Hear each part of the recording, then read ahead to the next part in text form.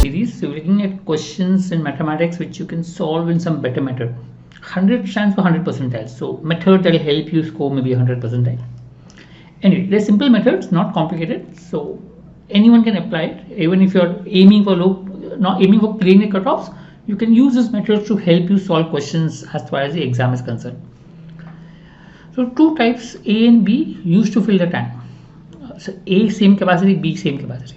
7A and 23B can fill in 30 minutes. 5A and 10B can fill in 1 hour. So if you halve the time, let's say I want to make same time here. Here 30 minutes, I want to make this 30 minutes, equal time. If we halve the time, you need double the pipe. So 10A plus 20B. So which means the capacity of 7A plus 23B should be equal to capacity of 10A plus 20B. Right. So from that you can make out that A will be equal to B, 3A equal to 3B, so A will be equal to B. So both are same capacity.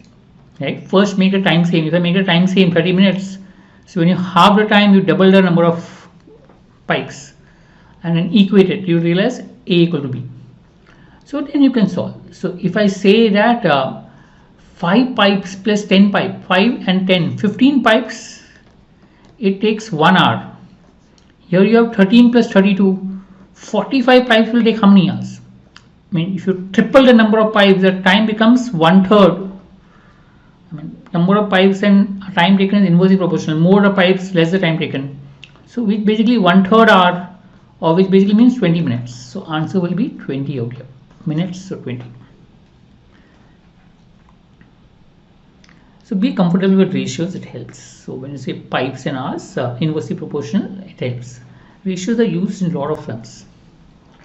So P beats Q by 210 meters in 1680 race. So if you look at 210 upon 1680 is nothing but 1/8.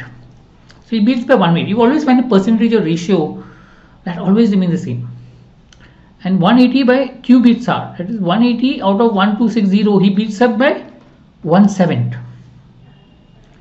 Okay, he beats him by 1/8. That means when P finishes the race, Q has completed 7/8 of the race. So when P finishes 1800, he beats Q by 1/8, so he completes 7/8 of the race. And Q beats R by 1/7, so he completes 6/7 of the race. He beats him by 1/7 behind, so he is 6/7 behind this one. So we calculate this,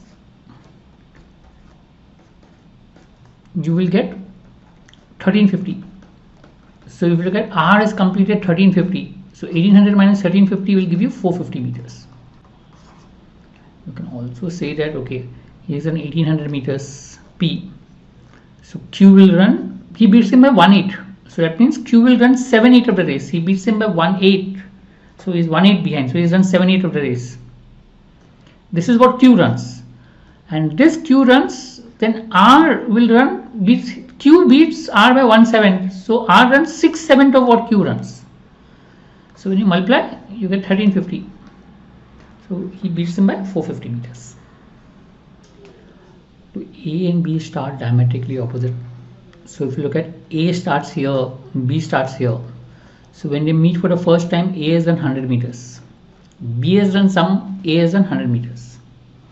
So that means when they meet for the first time, they cover half the circle. In half the circle, A has covered 100 meters. Second time when they meet, let's say they meet here. Okay, so which is, if they're saying meeting point, second meeting point is 150 meters from where B is, 150 meters away.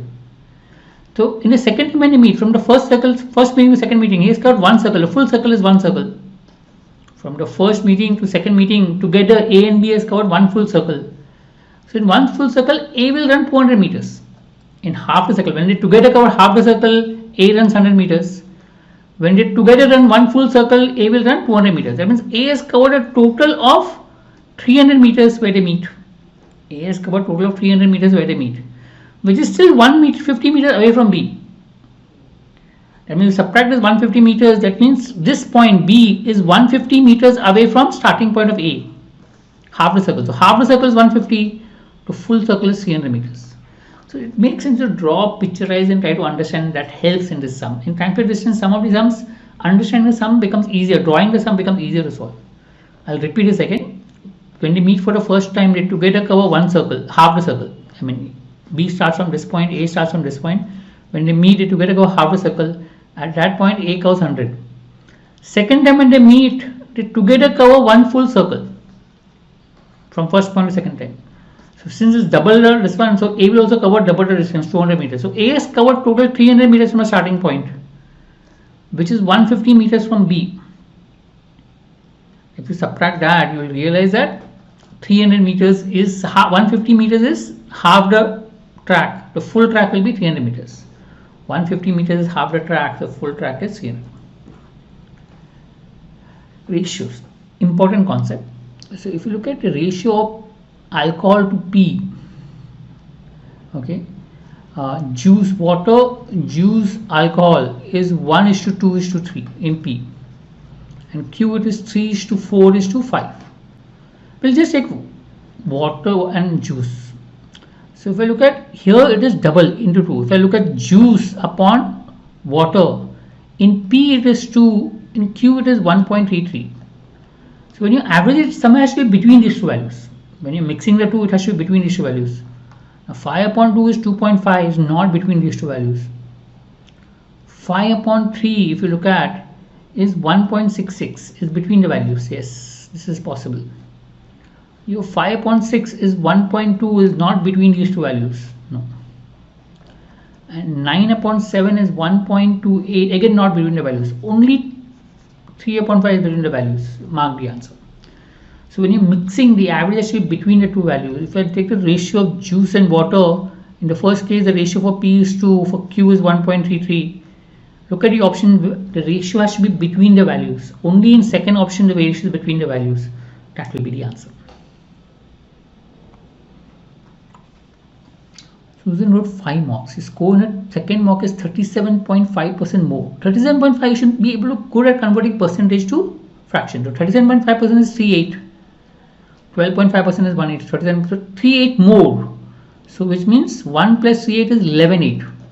So that means if I take the second mock and third mock. So in the second mock he scored 11, in the third mock he scored 8. Ratio, I'm talking 11:8. His score in the first mock is 9.09, mock in the less than second. 9.09 is 1/11th less. So 1/11th less than 11 is 10. So 10 upon 11. 9.09 is 1/11. 1/11th less. So T1 is 10. His score in the fourth mock is 18.75%. 18.75% and 12.5% is 1/8. Plus 6.25% is 1/16. So together comes 18.75, which is 3/16. So 3/16 less, which means if this is 16, this is 3/16 less, so this will be 13. 13. And then fifth, 7.7. You realize 13 is there. Calculate 1/13. If you realize 1/13 is 7.7%. So 113 more. The fifth mock is 7.7% more than the fourth mock. So 113 more will be 14.